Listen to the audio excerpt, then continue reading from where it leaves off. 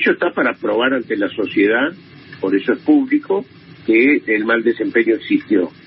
Nosotros tenemos mayoría en la Comisión de Juicio Político y esperemos que la oposición o sectores de la oposición, algunos defiendan a la Corte como lo están haciendo y otros, si aparecen las pruebas, modifiquen su posición.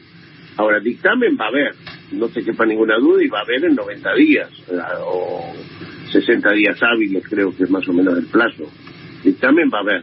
Después, la Cámara tiene 3 años para hacer suyo el dictamen, pero el dictamen va a haber, de eso no hay duda.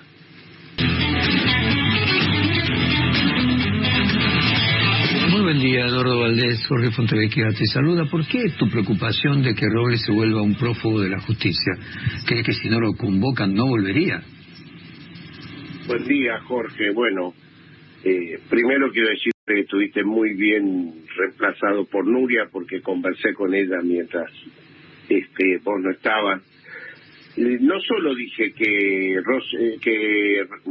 Silvio Robles se había ido, me equivoqué, en lugar de Miami estaba en Nueva York, sino también dije que Carlos Rosenkrantz en la última semana de diciembre estuvo en el Club de Mar, el club en San Ignacio, en el mismo lugar que Pepín Rodríguez Simón, prófugo de la justicia, en la casa de Torello, del senador Torello, cosas que me parecen horribles y que las conozco, las sé, y entonces me parece que un ministro de la Corte con el prófugo más importante que tiene la justicia argentina en el club privado, barrio privado, Club de Mar, también lo denuncié. A mí me parece que las cosas que me han pasado han sido muy graves. Quiero decir que nunca en mi vida hubiera querido firmar un pedido de juicio político a la Corte Suprema de Justicia. No hay precedentes, al menos en mi parte, de esos temas. Pero bueno, lo hemos presentado, creo que tenemos las pruebas suficientes para mostrar el mal desempeño de la Corte en 4 hechos que hemos planteado. Uno es la coparticipación federal, donde precisamente Silvio Robles, que es el director general de la vocalía del presidente de la Corte, de Rosati, habla con el ministro de Justicia de Horacio Rodríguez Larreta, y por lo que sabemos, ha sido tan importante el contenido de cómo manipularon una sentencia que lo licenciaron a Marcelo D'Alessandro, ¿no? No es poca cosa. Al ministro de Justicia y Seguridad lo tuvieron que correr del gobierno de la ciudad. Pero lo más importante en ese fallo es los gobernadores. La Constitución Nacional, que es sabia y tiene 12.507 palabras, 12.507, no tiene una sola palabra de más. Allí establece que los gobernadores son los agentes naturales del gobierno federal. No dice que es el presidente de la nación, ni los senadores, ni los diputados, ni los intendentes. Dicen los gobernadores de las provincias son los agentes naturales del Estado federal, porque eran los que delegaban los poderes para constituir la nación. ¿Por qué no fueron oídos como amicus curiae que pidieron? No solo no fueron oídos, ni siquiera le contestó la Corte Suprema al pedido de ser amicus curiae del tribunal en el caso donde se resolvían recursos que tenían interés propio en las provincias de cómo administrarlos. En segundo lugar, le hemos planteado el hecho del Consejo de la Magistratura, donde la Corte no solo se ha abrogado atribuciones legislativas que son inherentes al Congreso de la Nación, sino que decreta primero inconstitucional una ley que nos rige del año 2007. Pero lo más grave es que no hay ningún superior tribunal del mundo que haya puesto en funcionamiento una ley que había sido derogada por el Congreso de la Nación. En ninguna jurisprudencia mundial existe eso. Y el tercer tema es el tema del fallo del 2x1, donde allí a quienes fallaron en ese momento son Rosati Rosenkranz y Hayton de Nolasco. Ya Hayton de Nolasco se ha jubilado, y donde han incumplido la Constitución, que desde el año 94 había constitucionalizado las leyes, los tratados internacionales de derechos humanos, y donde específicamente en el año 2004 se había hecho constitucional la Convención sobre imprescriptibilidad de crímenes de lesa humanidad, y resulta que inclusive había jurisprudencia de la Corte, como el caso del turco Simón, que no se había aceptado la reducción de pena. Tuvo que haber una conmoción social suficiente como para que y el Congreso de la Nación sancionara una ley para que se dieran para marcha atrás con ese fallo. Pero aparte, lo sorprendente es que Carlos Rosenkranz, después de la ley del Congreso que planteaba claramente que no podía haber conmutación de penas, mantuvo su posición del 2x1. Y por último, la administración de la obra social, donde los afiliados del Poder Judicial, ahí hay magistrados, funcionarios, empleados, han hecho miles de denuncias de la pésima administración que hace la Corte Suprema sobre la obra social. Bueno, sobre esos hechos llevaremos adelante el juicio político y esperemos poder, lo importante es que va a ser televisado y que la población se entere de por qué estamos llevando a cabo esta acción. Y si ellos se defienden, bueno, nuestras pruebas se desistirán, pero queremos que nos muestren por qué hicieron cada una de estas cosas. Ahora, vos ahí ponés un tema que me parece que se me acaba de ocurrir mientras te escuchaba.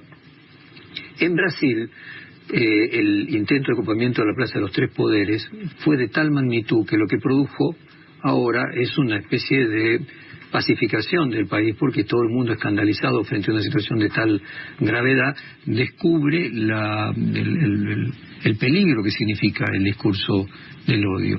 De la misma forma podríamos decir de que el pico en la Argentina estuvo con el intento de asesinato a la vicepresidente, y que frente a esa situación de un lado y del otro tomaron conciencia de la gravedad que tiene el discurso del odio y que puede ser un catalizador de bajar los decibeles. Bueno, ojalá que sea así, pero vamos a ser claros, la oposición no ha querido sesionar en el Parlamento, y mucho antes de que nosotros pidiéramos el juicio político. Acordémonos, Jorge, que por primera vez en la historia estamos cumpliendo este año 40 años de democracia. En la sesión preparatoria donde se elige la presidenta o el presidente de la Cámara de Diputados, en este caso orgullosamente decimos la primera mujer que es presidenta de la Cámara, Cecilia Moró, fue una de las sesiones más bochornosas en los 40 años de sesión, donde los gestos del presidente del bloque de la oposición, las cosas que le dijeron, o sea, esto es un clima preexistente al pedido de juicio político. Nosotros no tenemos ningún interés en que haya grieta, lejos. El presidente creo que tiene una conducta lejos de ser, de profundizar la grieta. Ahora, sucedieron cosas que no podemos dejar de cumplir con nuestra labor. No es que es una cuestión voluntaria. Los hechos que acontecieron desde el Agua Escondido en adelante, y cosas que felicito a Jorge Fontevecchia, porque fue uno de los pocos medios que trató el tema, donde se trató de invisibilizar. Del Agua Escondido en adelante mostraron que hay hechos que después viene la sentencia esa y ya es el fin de la tragedia. O sea, nada ha dicho la Corte hasta el día de hoy en cuatro reuniones que tuvieron sobre la participación de esos altos jueces que tuvieron que ver con muchas causas en el Agua Escondido, por ejemplo. Entonces, a mí me parece que la grieta, ojalá que en la Argentina se reduzca, pero no podemos mirar para otro lado con este tema en nombre de grieta o antigrieta. Eduardo, una de las críticas que le hacía el sector más duro de la coalición gobernante al presidente era que el presidente tenía una forma de razonar en el cual no llevaba adelante o trataba de no llevar adelante actos que luego no pudieran terminarse saliendo satisfactoriamente. Satisfactoriamente es que modifiquen la realidad. Por ejemplo, si no tenía la cantidad de votos suficiente para un juicio político, no tenía la cantidad suficiente de votos para o lo que hubiera sido en otro momento una ley de medios o lo que podría ser una reforma de la justicia, no plantearlo porque decía de que era fútil llevar adelante una tarea que no se iba a poder consumar. Por el otro lado, había quienes dentro de la más radical de el Frente de Todos decían que no, que había que llevar adelante acciones independientemente de que no se logre el triunfo, es decir, poner los votos suficientes para modificar la realidad, porque la realidad también se modifica desde la colocación en la agenda. El mejor ejemplo es la ley de medios, de que finalmente no modificó nada sustancialmente, pero por lo menos pudo haber servido para crear una audiencia un poco más avispada respecto de qué representan cada uno de los medios. En este caso, en el caso del juicio a la Corte, de alguna manera está triunfando esa idea de que no importa que no se tengan los votos suficientes, el hecho de llevar adelante una demanda construye algo, aunque sea hacia futuro, instalando el tema en la agenda de la sociedad. Mira, nosotros estamos, este es un pedido que hizo el presidente de la Nación con los gobernadores, de ahí lo tomamos los legisladores. Yo agradezco aparte a mi bloque que me haya propuesto para encabezar el proyecto. Este es un trabajo colectivo que lo han hecho muchos diputados más importantes que saben más que yo derecho constitucional, pero quiero decirte, en el año 2003, 2004, que es los últimos antecedentes del juicio político al ministro de la Corte, cuando Nazareno, el presidente de la Corte, lo torea, digamos, al presidente Kirchner con respecto a dejar sin, mejor dicho, a que las leyes de obediencia debida y punto final queden firmes, cuando Néstor Kirchner le propone a la Cámara de Diputados, le pide a la Cámara de Diputados el juicio político de esa Corte, que se conoció como la mayoría automática, el presidente tenía el 22% de los votos, y sin embargo el acontecer, el posterior del juicio político, el acumulado de las pruebas y todo esto hizo que 3 de ellos renunciaran y solo 2 quedaran hasta el final, que los valoro, porque aunque fueron condenados, los 3 que se fueron antes era para mantener la jubilación, y yo creo que no debería suceder eso, y Molineux, O'Connor y Boyano quedaron hasta el final, aunque fueron condenados.